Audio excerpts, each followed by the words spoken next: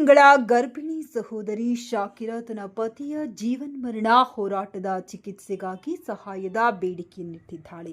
ತೀರಾ ಕಡು ಬಡತನದಿಂದ ಬೆಳೆದು ಬಂದ ಶಾಕಿರಾ ಮದುವೆಯ ಕನಸು ಕೊಂಡು ಆಟೋ ಚಾಲಕನಾದ ಶದಾಬ್ನನ್ನು 10 ತಿಂಗಳ ಹಿಂದೆ ಮದುವೆಯಾಗಿ 4 ತಿಂಗಳ ಗರ್ಭಿಣಿಯಾಗಿರುತ್ತಾಳೆ.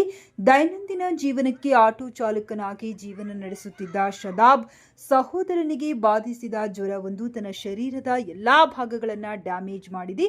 ಆರ್ಥಿಕವಾಗಿ ಹಿಂದುಳಿದ ಈ ಕುಟುಂಬವು ಆಸ್ಪತ್ರೆಯ ಖರ್ಚುಗಳನ್ನು ಭರಿಸಲಾಗದೆ ಸಮಾಜದ ಮುಂದೆ ಜಮಾಅತ್ ಮುಖಾಂತರ ಸಾರ್ವಜನಿಕ ಸಹಾಯದ ಬೇಡಿಕೆಯನ್ನಿಟ್ಟಿದೆ.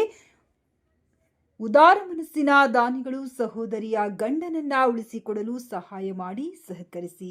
ಕಾರುಣ್ಯ ನಿಧಿ ಕರ್ನಾಟಕ.